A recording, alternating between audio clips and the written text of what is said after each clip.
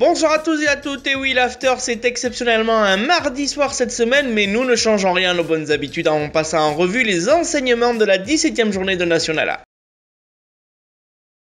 Ce choc entre Le Cannet et hier aura donc finalement tenu toutes ses promesses avec une intensité et une dramaturgie dignes des plus grands duels européens.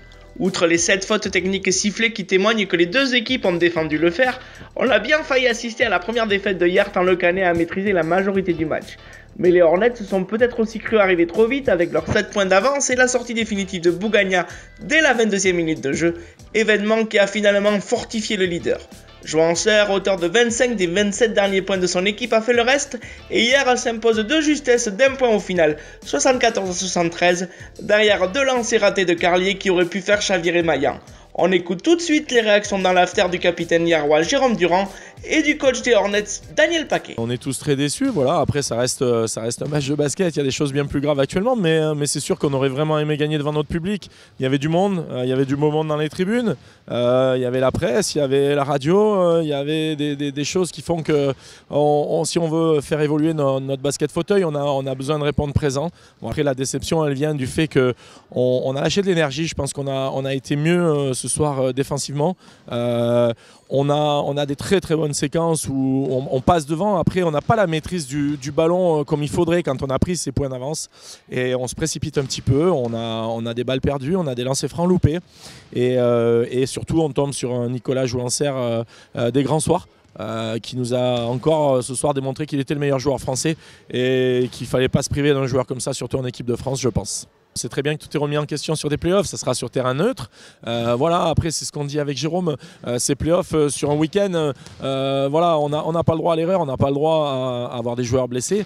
On n'a pas de deuxième chance, c'est-à-dire que c'est des playoffs sur plusieurs matchs, sur 2 victoires comme on voit en valide ou 3 victoires ou sans tomber dans les excès comme la NBA. Mais voilà, c'est un petit peu plus juste parce qu'on a le droit à une méforme, on a le droit de se louper alors que là on a le droit à rien. Donc on espère le jour J à Saint-Herblain être bon. Ouais, ça a été très physique comme match, ils nous ont mis une grosse pression, ils ont alterné leur défense, ils ont su nous faire déjouer, donc on a beaucoup de pertes de balles, on a un peu perdu notre basket ce soir, mais bon, c'est parce qu'ils ont bien défendu, donc ça a été un peu compliqué en début du troisième, on loupe les paniers, du coup il n'y a pas de repli défensif, on se prend beaucoup de contre-attaques sur du jeu rapide, voilà. Donc après on sait on a su garder la tête froide, on sait qu'on est capable de revenir, donc on ne s'est pas affolé, on a essayé de poser notre jeu.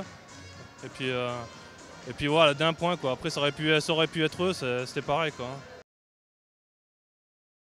Un coup d'œil sur les résultats de cette 17e journée en commençant par la victoire de Meaux face à Lannion. Le champion de France n'a pas eu de difficulté pour s'imposer largement face aux Bretons qui ne se sont déplacés qu'à 6 en Seine-et-Marne. Les Meldois qui avaient déjà fait le break dans le premier quart-temps ont ensuite corsé l'addition contre Lannion bien trop affaibli par l'absence du pivot François Kilveré mais aussi de Roland Ligné et Christophe Karoff.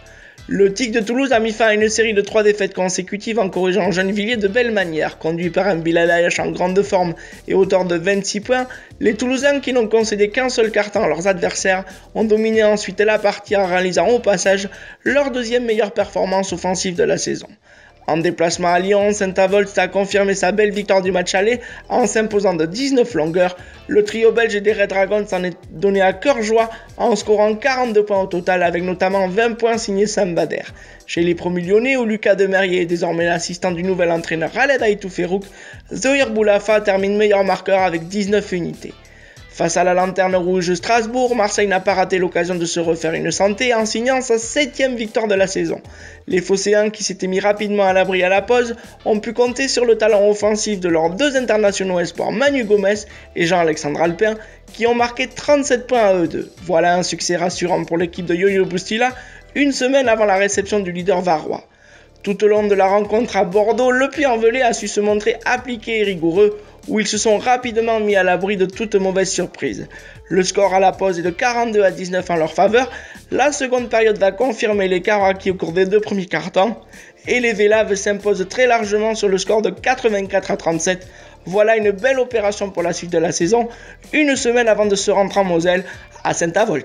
Au classement, hier prend donc ses distances sur le Cannet et plus rien ne semble les menacer pour conserver la première place de la saison régulière. Vont-ils réaliser le grand chelem en restant invaincus sur les 5 journées suivantes? Voilà sans doute le dernier défi pour les hommes de Jérôme Mignani avant les playoffs. Derrière, comme prévu, c'est le statu quo, et le match phare de la semaine prochaine entre Saint-Avold et Le Puy-en-Velay scellera peut-être la composition du Final Four si les Poneaux venaient à s'imposer en Moselle. Presque muet en attaque en première mi-temps, il s'est finalement transformé en passeur pour Mosler. Puis lorsqu'il a trouvé la clé et les réponses face à la défense du Canet, il est devenu presque comme à son habitude intenable, inscrivant, comme on l'a dit dans le résumé, 25 des 27 derniers points de hier.